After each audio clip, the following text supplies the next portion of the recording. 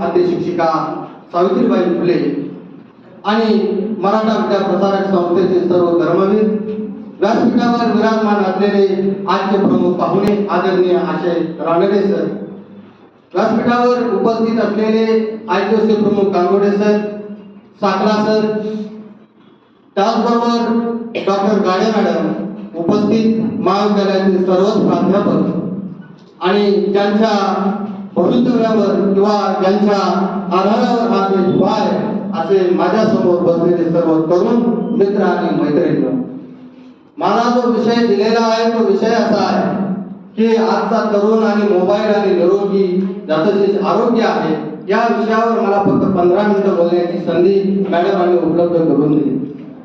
मी या विषयावर बोलत असताना मला कालपासून असं वाटत होतं की सोळा कोणत्या विषयामध्ये कोणत्या विचाराला काढावं, पण मी काल एका पोराला विचारलं, अरे 100 मीटर तू पळशील का?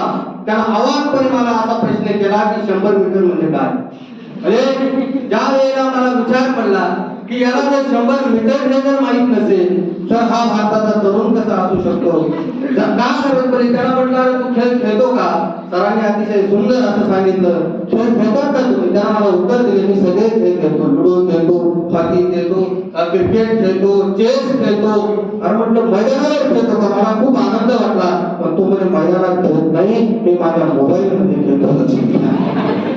का परिणाम असं झाला की कोरोना का अशी अवस्था का निर्माण झाली? इतर बसलेले बरेचसे अशी एक पिढी आहे यांनी खेळ खेळले पण ते मैदानावर खेळले. कोणते खेळ खेळले? विटीदांडूचा खेळ केला, खो-खोचा खेळ केला, कबड्डीचा खेळ केला, बरोबर की लगोऱ्याचा खेळ केला, हा गोट्या गोट्याचा होईना, बरोबर की तो खेळ खेळला कुठं? मैदानावर खेळला. आणि त्यामुळे काय घडत गेलं लक्षात घ्या, सांघिक खेळ होते, नेतृत्व निर्माण होत होतं, नेतृत्व निर्माण होत असताना शरीर सुद्धा चांगलं सुदृढ होत होतं. सुदृढ शरीर हे जेव्हा चांगलं होत होतं त्यावेळेला मन सुद्धा चांगलं होत होतं, आणि मन सुद्धा चांगलं ज्या वेळेला होत होतं त्यावेळेला पोरांची बुद्धिमत्ता सुद्धा चांगली होत होती. म्हणून हे मैदानी खेळांचे फार महत्वाचे विषय होते. आज काय झालं, आमची तरुण पिढी सगळी मोबाईलच्या गेम मध्ये अटकून गेलेली आहे. मग ती पबजी खेळते. आपण याचं उदाहरण फक्त मी एकच उदाहरण सांगतो. 2 महिन्यापूर्वी मॅडम मी एका कीर्तनाला गेलो होतो. शिर्डी जवळ कोपरगाव नावाचं गाव आहे, तुम्हाला म्हणजे चालू काय तो, तिथे कीर्तनाला गेलो आणि एका गृहस्थानं मला बोलवलं होतं, चला भाऊ आमच्या घरी मुक्काम आला. आणि मी पहिले एवढे लांब पट्ट्याचा प्रवास असल्यामुळे आपण मुक्काम केलेला बरं. आणि मुक्काम केल्यानंतर दीड एक वाजता असेल, तिथे गेलो. माझ्या शेजारी एक रूम होता, तिथे 2-3 मुलं होते त्यांचे, ते रात्री गोधडीत पबजी खेळत होते. आवाज येत होता म्हणजे काय चाललंय, झोपायचा टाइम आहे.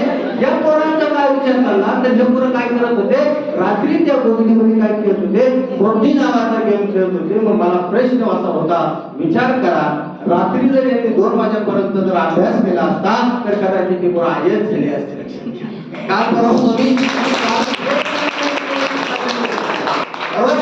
आज परवा आपण एक लेक्चर सुद्धा ठेवली होतो, स्वामी विवेकानंदांची जयंती आपण साजरी केली किंवा त्यांचे विचार तुमच्यापर्यंत मांडण्याची संधी मिळाली. स्वामी विवेकानंद असं म्हणायचे, सगळ्यात महत्वाचं तुमचं शरीर आहे, तुम्ही शरीर कमवा. का म्हणायचे? 100 पोरं सुदृढ जन्माला घाला, किंवा माझ्या बरोबर किती पोरं द्या, 100 पोरं माझ्या बरोबर द्या, आता महाराज आपण काय करू शकतो, बदलू शकतो. हे स्वामी विवेकानंदांचं वाक्य. आणि मी त्याला एक जोडून वाक्य टाकलं होतं, केस वाढून देवानंद होण्यापेक्षा बुद्धी वाढून विवेकानंद व्हा, तुमचं सगळं आयुष्य सुधरून जाणार आहे. लक्षात का? कारण स्वामी विवेकानंद हे भारताच्या आयडॉल आहेत. पण आमच्या पोरांचे आयडॉल कोण आहेत काय सांगायचं तुम्हाला? आमच्या पोरांचे आयडॉल काय करतात ते तरी विचार करायला पाहिजे. अरे पबजी म्हणजे लुडोची जाहिरात करणारे कोण आहे? तुमचे आयडॉल आहे. केसरच्या जाहिरात करणारे कोण आहे? तुमचे आयडॉल आहे. बरोबर आहे की नाही? ज्या वेळेला रमी मोबाईल पे रमी खेळतो काय आहे ना ते एक म्हणजे ती जाहिरात करते, कोण करते ते? तुमचे आयडॉल करतात. लक्षात घ्या. आणि या म्हणजे ह्या आदर्शांची आपल्याला गरज नाही. लक्षात का करतात तुम्ही लुडो खेळतात मोबाईलवर? का बरं? सलमान खान जाहिरात करतो म्हणून. अलीकडच्या कालखंडामध्ये मुलांचे तर फार म्हणजे नटीन तर फार त्यांच्या आयडॉल झालं. मी जो सर्वे केला होता त्या सर्वे मध्ये असं लक्षात आलं, हे पोरं तरुण हे भारतातले 18 तास मोबाईल पाहतात. किती तास? 18 तास मोबाईल पाहतात. आणि या मोबाईल पाहण्यामध्ये काय झालं, यांचे म्हणजे त्यामुळे त्याला निद्रा नाश नावाचा आजार निर्माण झाला. अजून 10 वर्षामध्ये या भारतात जर मोबाईल बंद केला नाही किंवा वापर कमी केला नाही, जर ही पिढी जर अशी जन्मा पुढे होत गेली तर पुढची ज्या वेळेला 10 वर्षानंतर परिस्थिती येणार आहे ती फार भयानक येणार आहे. हे माझं वाक्य नाही, सर्वे सांगतो आहे. बधीर पिढी जन्माला येणार आहे, बधीर.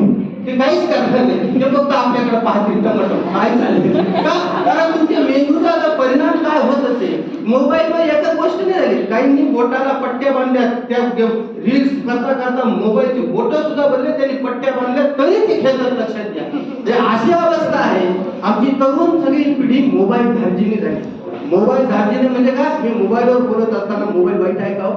मोबाईल वाईट नाही. लक्षात, मोबाईल आला कधी, ज्यावेळेला एका म्हणजे मी सर्वे केला 1973 मध्ये मोबाईलची निर्मिती आहे. भारतात तो फार उशिराने आला, पण ज्या वेळेला कोरोना सारखा आजार आला त्यावेळेला मोबाईलची क्रांती झाली. लक्षात घ्या, का क्रांती झाली?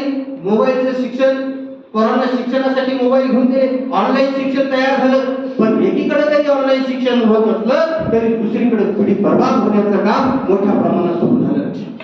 वेगवेगळ्या नावाचा गेम आहे, तुम्हाला माहित नसेल, तो फिश, त्याची काही स्टार्च होती. तर तुम्हाला सांगतो, या नाशिकमध्ये 7 मुलींनी आत्महत्या केली. 7 मुलींनी, म्हणजे विधानसभेमध्ये हा मुद्दा गाजला. त्यावेळेला फडणवीस साहेब मुख्यमंत्री होते, त्यावेळेला ह्या मोबाईलवर काय, त्या गेमवर काय बंदी घातली. टास्क जर पूर्ण करायची असेल, तर बिल्डिंगवर जायचं, ते बटन दाबायचं आणि खाली उडी मारायची. आज सुद्धा तुम्ही इंस्टाग्रामच्या रील बनवताना काय काय कोणत्या स्तराला जातात तुम्ही विचार करा. अनेक मुलं रील बनवताना काय काय करतात. कोणी बिल्डिंगवर जातं, कोणी समुद्राच्या काठावर जातं, कोणी कुठं दरीत म्हणजे दगडावर उभं राहतो. रील बनवता झोपून म्हणतो खाली निघून जातो. असे कितीतरी मुली आहेत किंवा मुलं आहेत की आज बिचारे मोबाईल घातले झाले. रील फक्त आपलं स्टेटस निर्माण करण्यासाठी, व्हॉट्सअपला स्टेटस टाकता आलं पाहिजे म्हणून जर रील बनवत असाल तर हे तुमच्या भविष्यासाठी मोठा खेळ आहे, एवढंच मला सांगायचं आहे. म्हणून मैदानी खेळांकडे जा. मैदानी खेळ का महत्वाचे आहेत? कारण तुमचे जे शरीराशी निगडीत आहे. आता तरुण विचार करा तुम्ही, मी विवेकानंदांचं, आपण खेळाबद्दल जाऊ, आपण विवेकानंदांचं उदाहरण काय करू. विवेकानंदांची कालच्या वक्तव्यात सांगितलं, एक प्रचंड एवढी स्मरणशक्ती निर्माण झाली कशी हो. पाहिलं की तुम्ही, काल सांगितलं त्यांनी, प्रचंड एवढी स्मरणशक्ती म्हणजे विसरच करू शकत नव्हता. का? ते व्यायाम करत होते, उठल्याबरोबर व्यायाम करत होते. आज आमच्याकडे मुलं उठल्याबरोबर काय पाहतात? मोबाईल पाहतात. कोणाचा गुड मॉर्निंगचा मेसेज आहे, कोण काहीतरी म्हटलं आहे. आणि म्हणजे तुम्ही कधीही मेसेज करा, मुलं त्याला प्रत्युत्तर देतात. लक्षात घ्या, मग रात्री 12 वाजल्या किंवा 1 वाजल्या किंवा काय चाललंय या समाजावर, आणि तुम्ही या भारताचे तरुण आहात. मी नेहमी सांगतो, हा देश 68% तरुणांचा देश. मी सांगत नाही, पंतप्रधान सुद्धा सांगतात, बरोबर आहे. जो वक्ता येतो तो फक्त एवढं सांगतो, हा देश काय आहे? तरुणांचा देश आहे. पण लक्षात राहू द्या, जगामध्ये ज्या ज्या वेळेला क्रांत्या झाल्या त्या सगळ्या क्रांत्या तरुणांनी केल्या. सोशल मीडियाच्या सुद्धा क्रांत्या झाल्या. लिबियाची क्रांती झाली. लिबिया नाव तुम्ही ऐकून असाल. अजून पुढचं सांगतो तुम्हाला, आज परवापासून एक शेजारचा देश आहे नेपाळ. तुम्ही वाचलं का तिथे क्रांती का झाली? नेपाळमध्ये एकाच दिवसाला सोशल मीडियावर